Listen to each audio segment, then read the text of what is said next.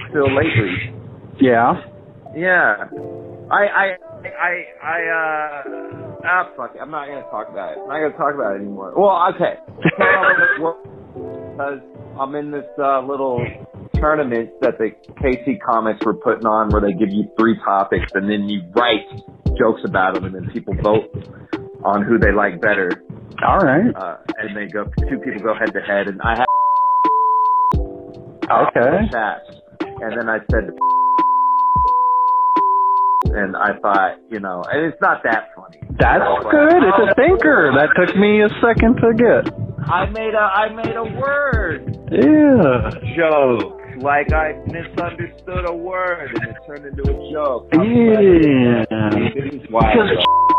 Term for friend and Well, I wasn't going to say black, but... Well, it's all storytelling, Jeff. Okay. It doesn't matter. But yes, I was going to say people would say, yeah. I mean, you look like you could be a... I can't go down this road.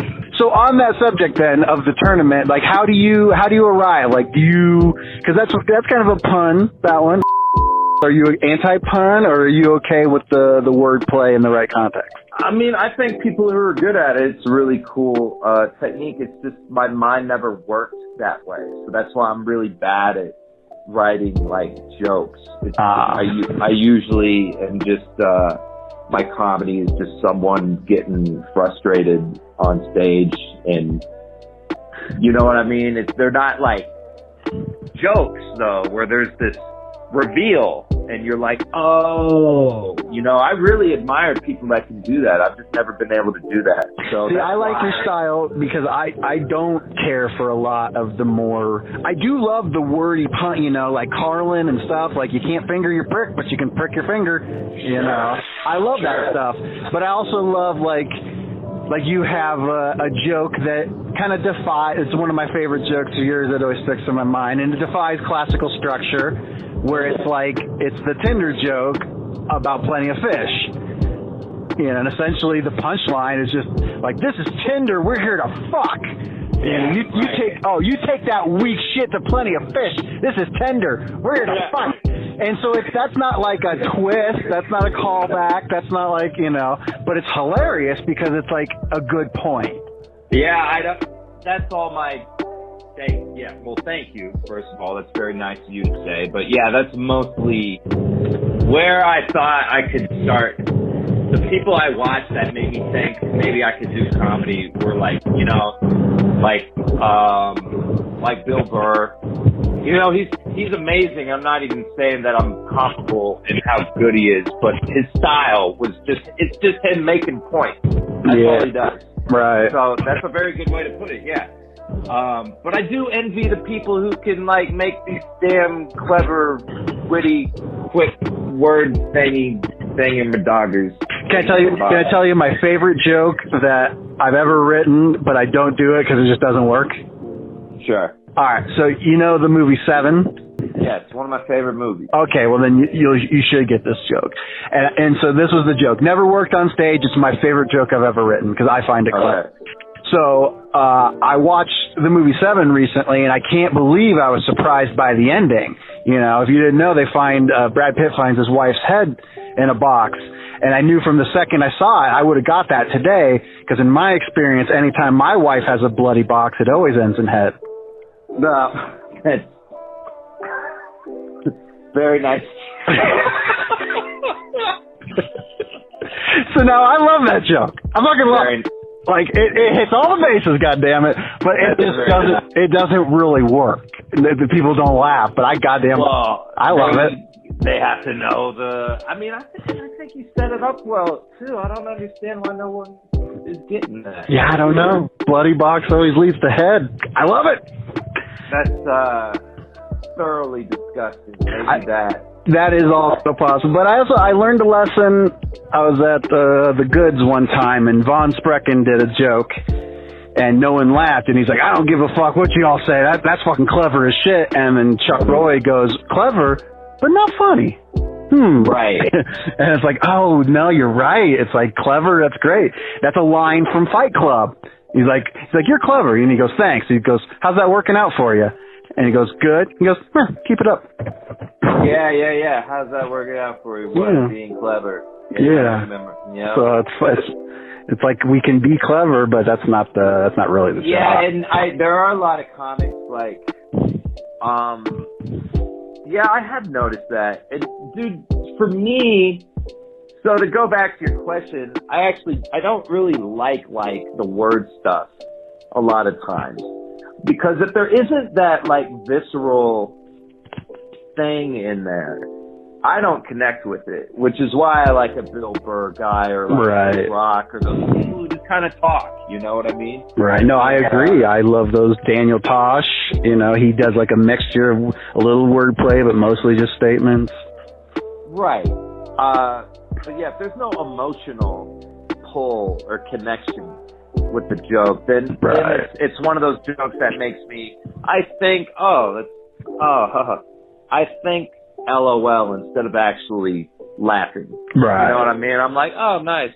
It's like and I don't really care for that reaction. I want to hurt. I want my stomach to hurt. Yes. Yeah, and that's hopefully the kind of, ideally, what I would like to elicit. Well, that's always the first section. I like to talk a little joke theory. I like that. The emotion is just as important as the words, if not more important. For me, it is. I mean, and that's why if that joke ever does work, which it does sometimes, that Tinder joke you pointed out, it's emotion. It's not like, oh, that's clever. You know, a lot of my stuff is not clever. Like I have a Tinder joke that says, words are ruined in 2020. Like I was out camping and my buddy's like, you know, we need some Tinder. And I was like, sure, buddy, we all want to fuck, but we got to start this fire. Very nice. See, that's a little bit of both there, Josh. There's cleverness right there. Right. Actually, you know, I hate to insult you, but you are kind of clever. You know, how's that working out for me? Ain't working out for anybody right now. Are you getting, I take it with this thing, are you getting active online? Oh, yeah. Are you tweeting more? Are you tweeting at all? I've made about a video a day for the last week and pretty much been trying to podcast as much as humanly possible. Yeah, see, and I try to stay busy as well. And like, I mean, to me, this is, like my roommate said, it's like good, it's cocoon time. Yes. You know, so let's hopefully we'll emerge better people than we were before, although I do not judge anyone. If you are super depressed and all you can do is eat ice cream and drink, I mean, it's not what I'm doing, but where I always ask the final two questions. Obviously, Corona's killed everything that we love in comedy right now, but it's the final two questions, so I gotta ask: What do you love? What do you love about comedy? What floats your boat? What makes it worth doing? Why don't you quit? Just having, and you don't know how great it is until it's gone. But like having that outlet and that connection with an audience, man, every day. And so, like honestly, for me at least, it helps me make sense of the world. And then, so it's like the ability to like point at something and just be like, that's crazy, right? And then have an audience be like, yeah, that is kind of fucking crazy. And it's funny the way you put that. I don't know. Having that outlet has been really productive for me. And not having it now is super depressing. So that's why I like to do it. And I just like to perform, man. The immediate feedback. The amount of creative energy I have right now that I haven't had for all these months makes me realize just how demanding mentally stand-up is. It's like every ounce of mental, like, I can wring out of this sponge, I do with and then once it's gone and I'm not currently writing stand-up, it's like, oh my God, like movies, podcasts, live streams, I've learned all this different shit just to create content. Yeah, stand-up is all-consuming, man. But yeah, the immediacy of it is great. And I don't know, stand-up was the only thing that, like, everything in life that I did that, I guess, society deemed as, like, not good, stand-up rewards me for that. You know what I mean? And that's why I like it. So it gives a voice to people who are kind of a little left. Fuck you know? Well, then on the concave of that, we always end on the final question is the reverse. What sucks about stand-up? What's the kick in the nuts? Obviously, Corona, quarantine, cancellation aside, just in general, when we're still doing it, what's the kick in the nuts about stand-up? You know what? I mean, you could be a highly successful stand-up and you're still living like on the lowest tier of a different profession in terms of lifestyle. Yeah. You know what I'm saying? I agree. I was very shocked to realize how close my idols were to me as an open micer. It's like, oh, you're just right there. Like, you're not. Yeah, man. I expected you to be in, like, your Rogans, your Sebastians, your fucking Bill Burrs. Yeah, they're up at the Hyatt. But a guy like fucking, you know, Joe List, who's an A-lister, it's like, this guy he's broke.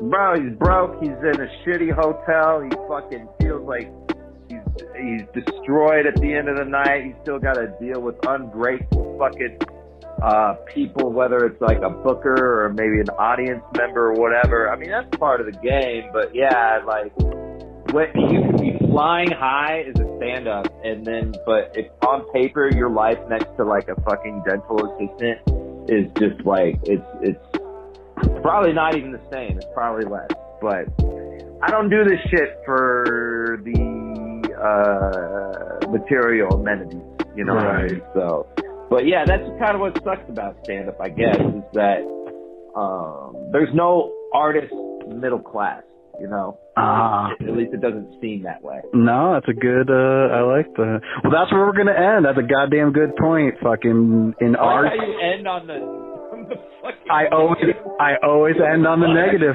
Here's the thing, Jeff. I gotta be honest with you. You're the first one not to say something super poetic at the end.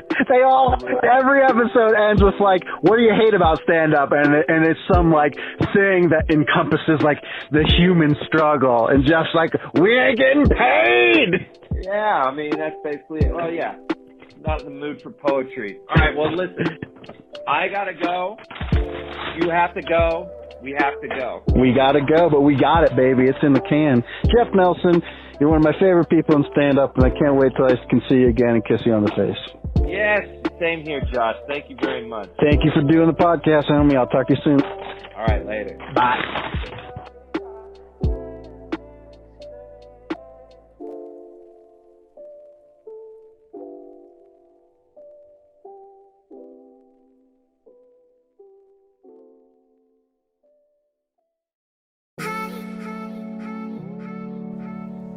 Hi guys, it's Josh Grambo. The Jeff Nelson mini episode. Thank you so much, Jeff. I was on my way to pick up food for me and my wife, so he was gracious enough to give me a shotgun comedy conversation. And he keeps it real at the end. What a great point. There's not a middle class in comedy. You are the prince and the pauper. You are either killing it with that King Midas touch, or you are flopping in the gutters with all of us. Fuck yes. So thank you so much. If you're hearing my voice, that means you made it all the way to the end, and I can't thank you so much. Please subscribe to Denver Mountain Theater YouTube channel. Check out these things, and if you want a audio version, check out Spotify, Google Podcast. It might even be on iTunes. I don't know. I haven't checked that out. Maybe you could. Let me know. Get at me. Hope you learned a little something about comedy, and I can't wait to see you guys out in the comedy battlegrounds this summer. The show's called Comics with Grambo, and I'm out.